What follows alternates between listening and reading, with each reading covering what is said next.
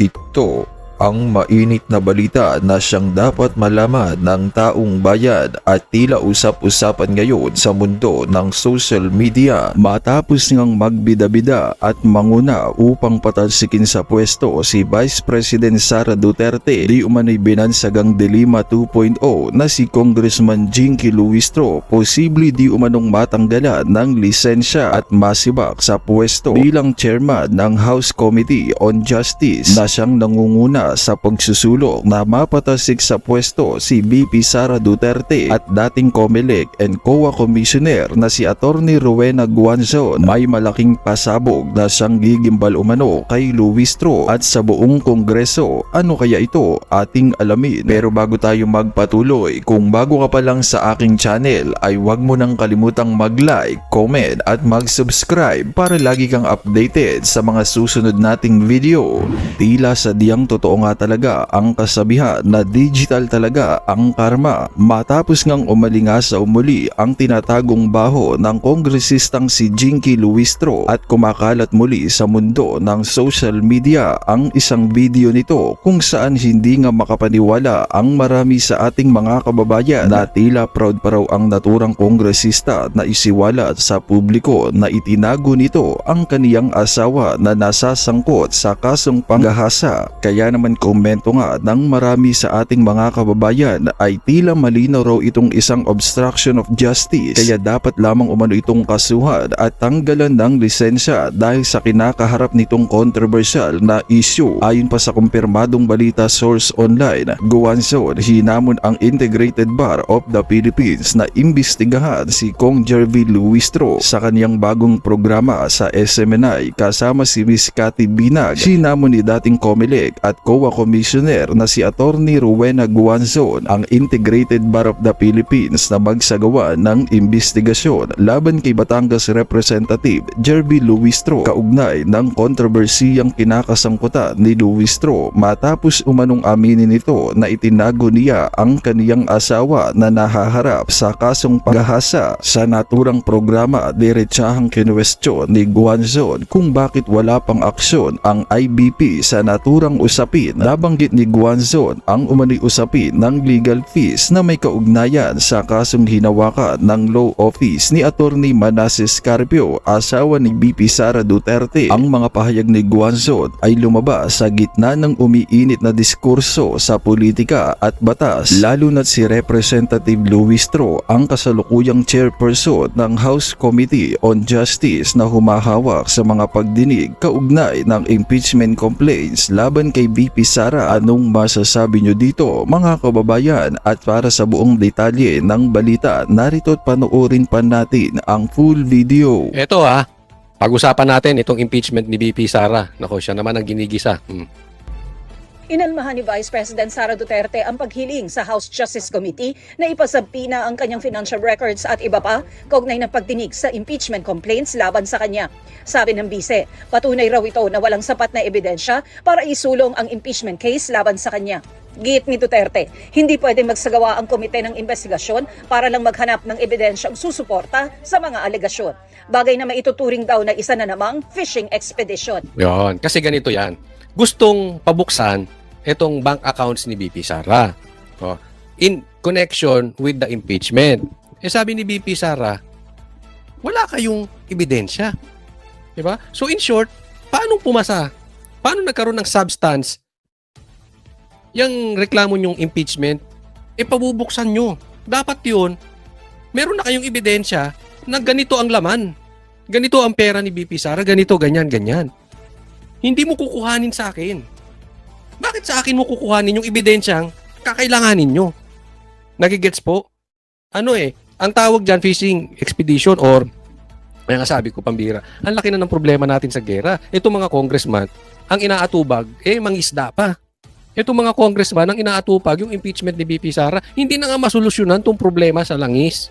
Nangingisda pa kayo, mga animal kayo. Diba? Hindi. Ang gusto kasi nila mangyari, parang self-incrimination.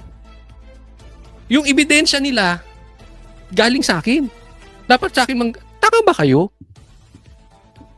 Kayong nagsamba ng impeachment, dapat meron na kayong ebidensya in the first place.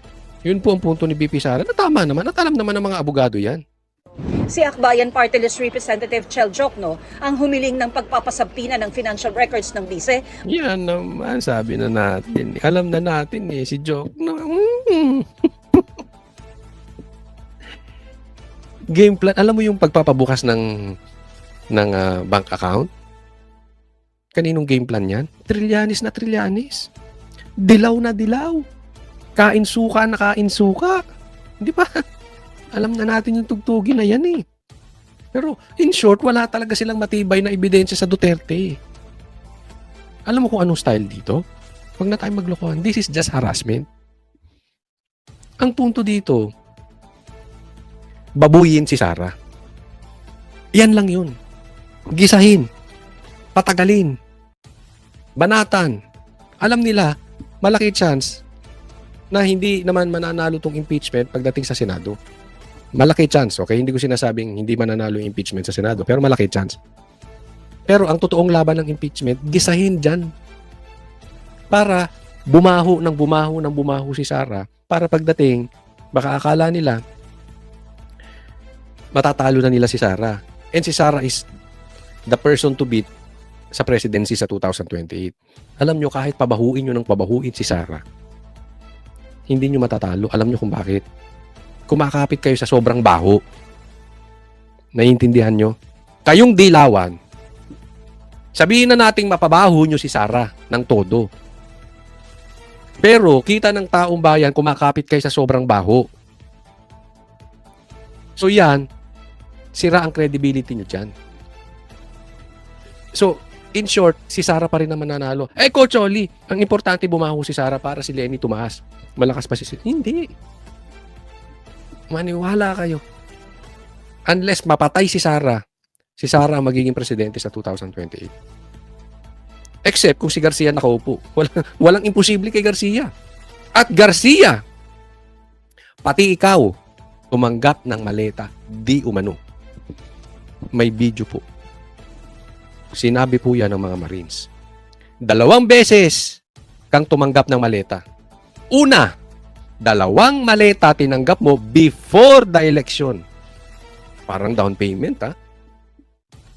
After the election, tumanggap ka ulit ng 2 maleta. Medium size. Galing, no? Di umano, sabi ng mga Marines. So, ang pagkakatalo ni BP, kung patayin lang siya o mag-magic si Garcia, para raw malaman kung may sapat na basehan ang impeachment complaints. Kabilang ang mga statement of assets, liabilities, and net worth o SALE ng bise at records na mga kahinahinala raw na transaksyon sa bangko. Pati na rin ang resulta ng investigasyon ng NBI sa pagbabanta laban kay Pangulong Marcos, First Lady, as a dating House Speaker. Alam mo kung bakit harassment to? Una, ako naniniwala. Ibintang nyo na lahat sa Duterte. Wag lang corruption at saka drug addiction. Sasabit kayong talaga dyan. Yes, meron silang mga mali kasi hindi naman perpekto. Wala naman perpekto. Diyos lang ang perpekto. So, maraming tayong pagkakamali sa buhay. Pero to, hindi sasabit sa korupsyon o sa drugs ang Duterte. Yan, itaga nyo sa bato. So, pero for discussion purposes, halimbawa, si Sara, corrupt na. Sa tingin mo, itatago niya sa bangko? Huwag nga tayong maglokohan. Alam nyo yung mga politiko. Offshore yan. Ilalabas yan. Nakita mo si Bongbong biyahe ng biyahe sa ibang bansa. Malaki chance nun doon binideposito. Huwag nga tayong maglokohan. Pangalawa. Ito. Ilalagay yan sa gold. Ilalagay yung pera sa ginto. Diba? Kaya kita mo, pinagbibenta yung gold reserve natin. Hello? Hindi natin alam kung nakanino na yung ginto natin, ibinenta raw. Hello? Pangatlo, pwedeng ipasa yan sa real estate. Ipangalan lang kung kanino. Ganyan nangyayari, di ba? Nagsibilihan sa Forbes Park. Yung mga animal, yung mga magnanakaw, hindi ko man nilalahat, ha? Pero marami ngayon, batch ngayon, nakabili ng bahay dyan sa Forbes. Papangalan ba nila sa sarili nila yan? Ano sila? Kayo naman. Kaya, alam nyo kung anong bakit ginagawa nila to? Purely harassment. Yan yung sinasabi ko. Para pabahuin lang si Sara. Bilang tugon sa bise, bakla, ipinaliwanag ni itong bakla Jokno na to. na malinaw Itong ano na to. Itong matandang to. Hindi ko iniinsulto dahil matanda na rin ako. Ganda akong bakla. sa kanyang motion na layo nitong mapangalagaan ang mga ebidensya at testigo sa impeachment proceedings para magawa ng Committee on Justice ang trabaho nitong pag-aralan ang mga ebidensya. Sa kanyang pahayag, ipinunto rin ni Duterte na sa pagsabi ng komite na sufficient in substance ang reklamo, ipinagpapalagay na may sapat na ebidensya para sa mga alegasyon. Oh, sakto, di ba? Pumasa yan sa sufficiency in substance. So, ibig sabihin, may ebidensya kayo. Oh, yun ang punto ni Sara. Bakit sa akin nyo kukunin yung ebidensya? In short, wala kayong ebidensya. Kaya sabi niya, ang impeachment daw ay isang political attack para protektahan ang ilang individual para isulong ang personal at foreign interests. Sagot ni Justice Committee Chairperson Representative Jervy Luistro kay Duterte, magkaiba raw ang ginagamit na standards sa determination ng sufficiency in substance at sa pagdetermina ng komite kung may sapat na basehan ang reklamo. I beg to disagree to that. There is sufficiency in substance if there is recital of facts that constitute an offense determinative of the jurisdiction of the Committee on Justice. On step 3, what we determine on the basis of the pleadings and the evidence available is sufficient ground. So, we cannot say na the committee was erroneous because they are asking for issuance of subpoena now. Kasama rin sa hiling ni Jokno ang paglipat sa kustodiya ng Kamara kay Ramil Madriaga na nagpakilala noong bagman umano ni Vice President Duterte. Ito raw ay para masiguro ang kanyang kaligtasan at pagdalo para tumestigo sa impeachment proceedings. Sabi ng bise, nakababahala raw ang kahilingang ito na ayon sa kanya ay pagbibigay ng special treatment kay Madriaga. Pero sabi ni Luistro, totoo yung sinasabi ni Sara, no? So, aalisin sa preso, tapos dadalin sa kustodiya ng congressman. So, ano yan? Bibigyan nyo ng aircon? Bibigyan nyo ng VIP treatment? Pakakainin nyo na masasarap na pagkain? Para ano? Pati yung pagpatay kay Rizal, kasalanan ng Duterte? Lahat, syempre. Ikaw ba naman? Di ba? Nasa preso ka. Oh. Eh, matindi pa kaso niyan. Kidnapper. Alleged kidnapper. Tapos bibigyan yung VIP treatment. Baka mamaya pakawalan pa yan dyan. Pababalikin na lang pagka may hearing. Mamaya mangidnap yan. Mamaya pumatay pa ng tao yan. Hindi maganda yung mga naiisip nyo dyan. Next po tayo. Ito, tingnan natin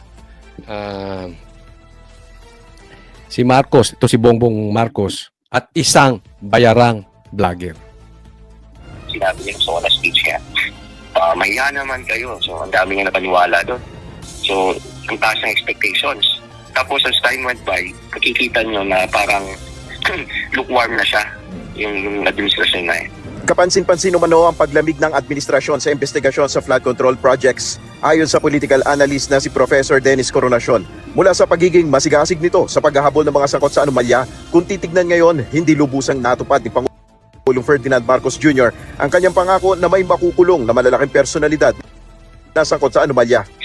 Ayan, dito muna tayo. Bigyan natin komentaryo. Alam nyo, di ba mainit siya ang yabang pa ni Bongbong Marcos? Sinabi niya, ay, mahiya naman kayo. Nagmalaki pa siya. May makukulong. Pagkatapos nun, naging malamya na siya. Naging lukewarm. Naging maligamgam na siya dito sa investigasyon. Sa katunayan, pinasaran niya na yung ICI. Tapos yung Blue Ribbon, wala na. Ayaw na mag-imbestiga. Gusto na lang magpirmahan ng committee report. So in short, gusto nang tapusin. Naging maligamgam si Bongbong Marcos. Alam niyo po, na ihahambing ko si Bongbong Marcos sa isang bayarang vlogger. Tandaan niyo po, yan ang style ng bayarang vlogger. Yung atak ng atak, pak. Mahiya naman kayo. Nagmumura pa yan. Bubula ang bibig. Tapos biglang tatahimik. Ganyan si Bongbong Marcos. Mag-vlog ka na kaya, Bongbong Marcos. Hindi ka parang presidente, para kang bayarang vlogger eh. Ganyan-ganyan ang bayarang vlogger. Walang consistency. Parang nawawala ng gasolina sa gitna. Ako, ang dami na naming kasamang ganyan. Galit na galit kay Bongbong. Ngayon, nandoon sa panig ni Bongbong. Galit na galit kay Romualdez. Kaya maraming nagsilipat kay Romualdez. Pero, dahil sa baho ng pangalan ni Romualdez, to watch out. Hindi nila aaminin, pabor sila kay Romualdez. Ano mo style nila? Tatahimik. Kaya alam mo, nasa kampo ni Romualdez. Isa pang senyales na nasa kampo ni Romualdez, para sa kaalaman nyo lang. Binabanatan si Bongbong. Pero pagdating kay Romualdez, tahimik. Malalaman nyo. Oh, may kakilala kayong vlogger, sabihin nyo dyan sa ilalim. Sa comment section. Ganyan ang style ni Bongbong Marcos. Parang bayarang vlogger. So sabihin natin tapos na yung kanyang trabaho. So I think pwede nang i-evaluate. Pumasok ba yung kanyang ginawa doon sa standards, sinasaan naman po ng mga Pilipino. Tingin ko yung kanyang performance pagdating sa investigation fell short of his promises. Dahil ng December 15 daw may makukulong, tapos wala daw sacred cow. Dahil dito, hindi maiiwasang isipin ng publiko na may pinagtatakpan ng administrasyon sa investigasyon. Ano kasi, disappointing kasi clearly may mga pinreflectahan sila mga kasamahan nila. Mga political leaders na nabanggit nung una pa man pero hindi naman naisama sa mga pa-violent daw na kaso. Ayun, sa madaling salita, ang ganda nung sinabi dito, may makukulong. Wala daw sacred cows. Tapos, wala namang nakulong. Tapos yung mga kaibigan niya, mga political leaders na nabanggit, wala din. Hindi naman na-filean ng kaso. Naintindihan? Kaya ito si Bongbong Marcos, wala talagang hindi reliable. Inconsistent kasi.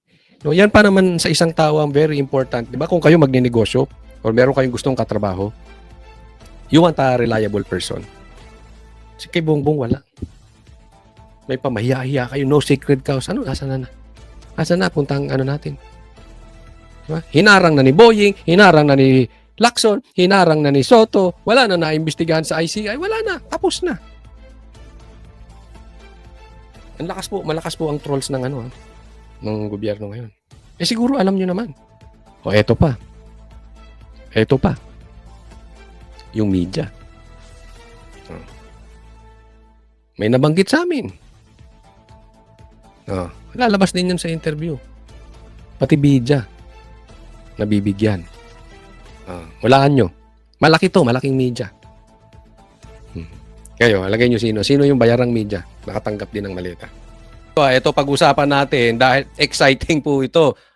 Inamin na. Totoo yung sinasabi nitong 18 Brave Marines. Tawagin na lang natin 18K para mabilis Itong 18K inamin ng Malacanang na totoo yung sinasabing na-deliver. May totoong maletang tinideliver. Sa mga letratong sinumite sa joint affidavit ng 18 dating sundalo ng pagde-deliver umano ng mali-maletang pera sa ilang opisyal at personalidad, sabi ni Ombudsman Jesus Crispin Remulla, may nakitang isa na hindi raw tumutugma sa timeline ng kanilang kwento. When we investigated that angle, it appears that this delivery was done during the time of Speaker Lord Velasco. Duterte time definitely yung isa ron, yung isang na-point out sa akin, na nag-inform sa akin. Hindi Yun. Nahalataan nyo ba? It's coming. Kasi, eto yan. Alam natin, pagdating sa korupsyon, wala talagang bahid ang Duterte. Pwede na nilang ibintang yung EJK, kung ano man yan, kung ano binibintang nila. Babaero si PRRD. Hindi ko sinasabing totoo Oo. Pero pagdating sa korupsyon, lalong-lalo na itong ghost projects, alam nila sablay. Hindi nila maididikit sa Duterte. Siyempre, si Saldico ang nagbibigay ng maleta, di ba? Alam ka na mabigyan niya pa si BP Sara. Yung maleta na nga yun, ibang mga pinagbibigyan noon, yung iba doon, para sirain din si BP Sara. Naiintindihan. So, mati sila talaga dito pagdating sa ghost projects, pagdating sa flood control scandal, pagdating sa mga maleta boys, negatibo talaga ang Duterte. Ngayon, ang ginawa nito si Boying, ipinagdikit niya. Oh, so ibig sabihin, hindi naman daw ngayon lang merong maleta. Oh, yung mga maleta boys, hindi lang ngayon. Even nung dati pa. Even nung panahon pa ni PRRD. Di ba? So, sa madaling salita, hindi ko alam kung bobo to si Boying o sobrang bobo o tayo ang ginagawang bobo. Dahil dyan, napaamin siya. So, kailangan mong bigyan ng credit ngayon tong mga 18 Marines. Kasi ginigiba nila tong Marines eh. Diba? Eh ngayon, sinasabi nila dati pa, meron na. So, ibig sabihin, totoo yung sinasabi nitong mga Marines. Ngayon, kung totoo yung sinasabi ng mga Marines, ibig sabihin, nag-deliver talaga sila ng pera kay Bongbong Marcos. Tama o tama-tama? Nag-deliver sila ng maleta na may lamang pera kay Tambaluslos, kay Romualdez. Tama o tama-tama? Diba? Ngayon na sinasabi, nangyari din naman nung panahon ni PRRD. O edi imbestigahan ninyo. Imbestigahan nyo kung sino yung involved nung panahon ni PRRD. Pero, imbestigahan nyo rin si Romualdez at saka si Bongbong. Kasi ngayon talamak eh. Kung totoo man dati, wala akong pakialam kung sinong tamaan dyan.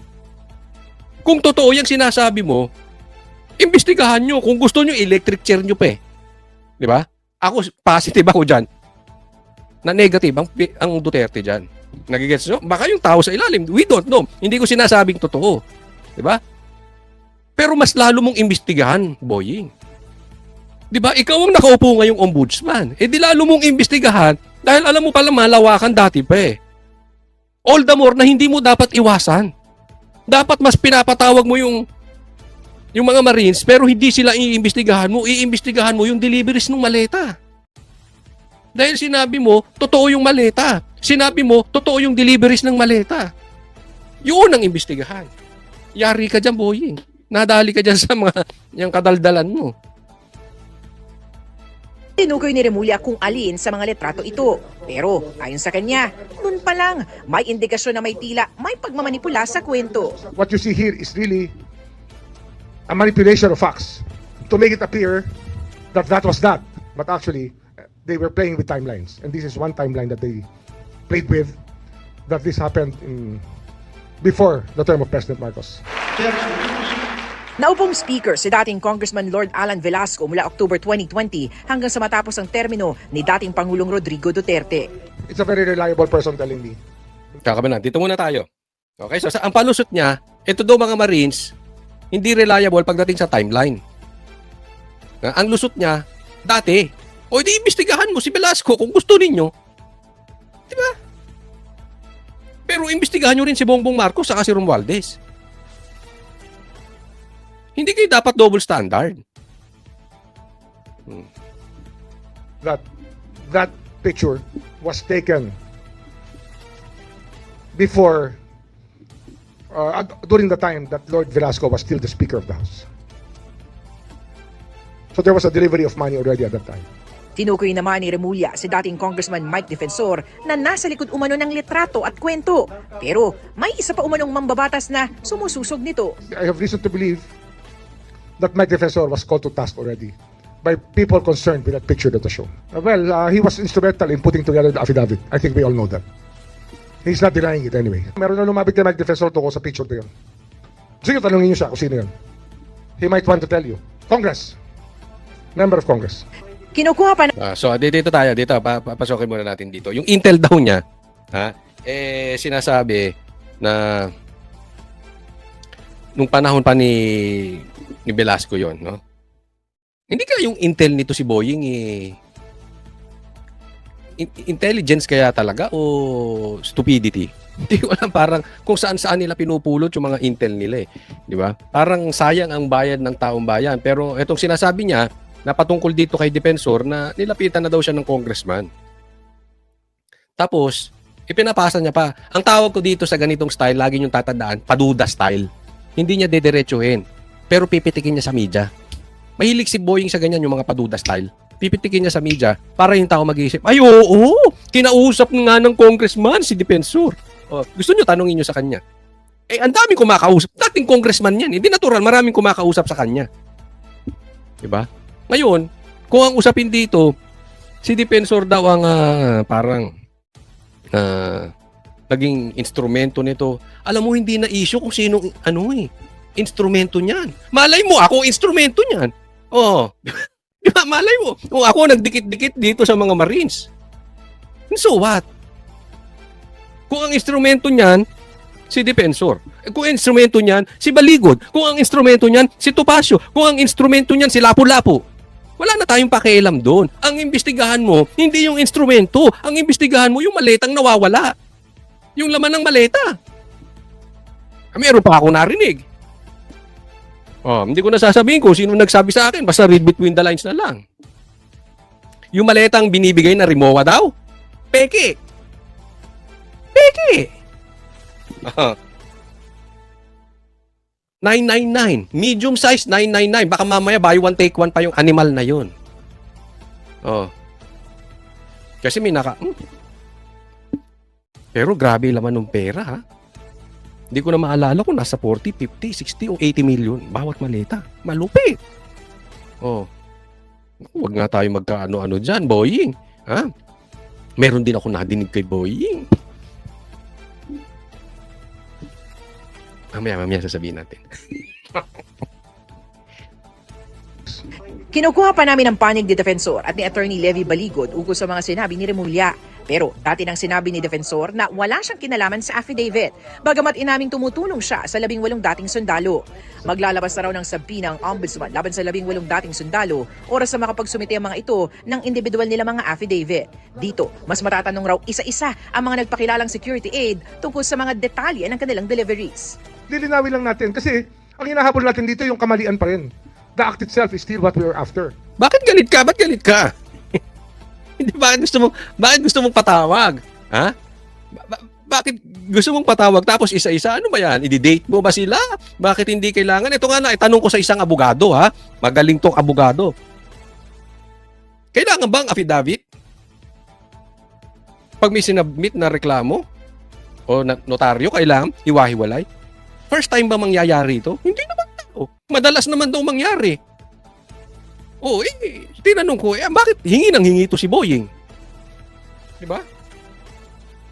Kasi, ang gusto mangyari nito si Boying, sabi sa akin, gusto niya na merong magkamaling sumagot, na iba dun sa affidavit, diba? Yung chances ng error. Pero alam mo, kahit balibaligtarin mo yan, totoo ang sasabihin yan. Gustong gisahin isa-isa.